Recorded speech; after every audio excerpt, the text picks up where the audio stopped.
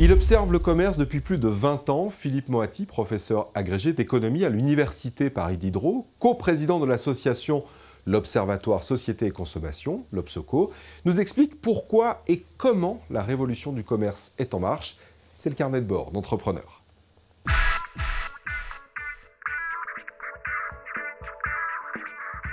Je crois que nous sommes en train d'assister à l'épuisement du modèle de distribution qui est né au cours des 30 Glorieuses, dominé par la grande distribution, mais pas seulement.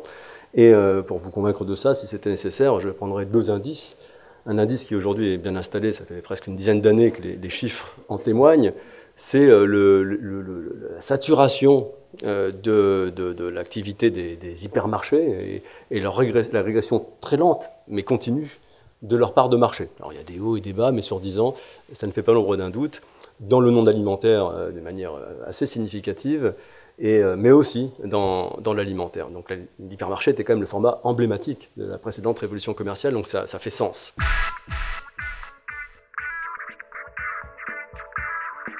Aujourd'hui, il faut reconnaître que chaque consommateur est singulier.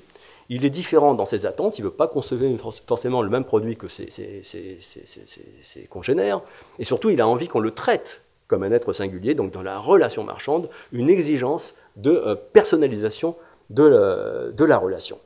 Autre élément des mutations sociétales qui changent la donne pour le commerce, c'est que nous sommes aujourd'hui dans un pays riche, même si ces derniers temps on a pu en douter un tout petit peu, mais où pour l'essentiel des consommateurs, encore une fois j'insiste sur l'essentiel, les besoins de base sont largement couverts. En réalité on a déjà tout.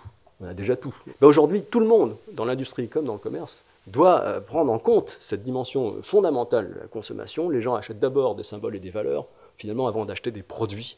Enfin, toujours sur la mutation sociétale, je ne peux pas faire l'impasse sur la conjoncture, parce que nous voyons une période comme exceptionnelle sur le plan de la conjoncture. Je rappelle que le pouvoir d'achat des ménages a baissé de 0,9% en 2012. C'est historique, évidemment. On ne peut pas satisfaire tous ses besoins, toutes ses envies. Lorsqu'on a un pouvoir d'achat qui se contracte, il faut faire des choix. Le numérique, c'est pas que le e-commerce, c'est plus encore, et c'est peut-être encore plus profond.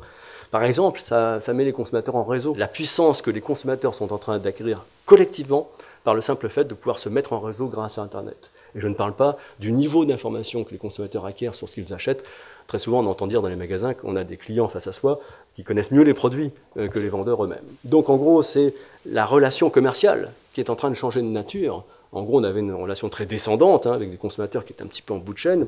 Et aujourd'hui, c'est l'inverse. On a une relation commerciale qui est un peu dominée par le consommateur et qui, en même temps, donne une opportunité aux vendeurs d'enrichir cette relation, parce que c'est des nouveaux outils que le numérique lui donne à mettre dans le magasin pour communiquer à distance avec ses clients. Donc cette révolution numérique, c'est aussi une révolution dans la manière de faire du commerce.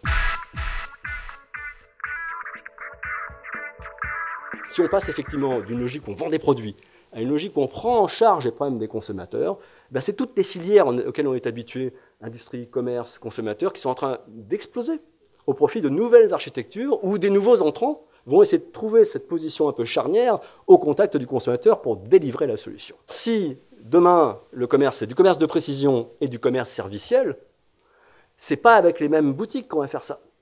D'ailleurs, c'est pas boutique le terme qui convient, c'est des points de contact physiques qui vont s'articuler à des prestations de services offertes sur Internet, et tout ça dans des formats différents, avec des localisations différentes de ce qu'on connaît aujourd'hui.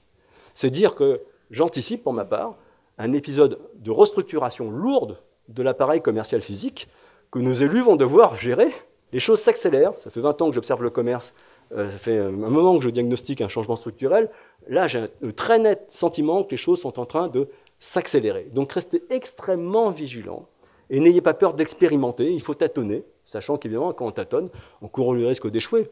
Mais la certitude d'échouer si on ne bouge pas, à mon avis, doit vous inquiéter davantage que le risque que vous prenez en essayant d'expérimenter.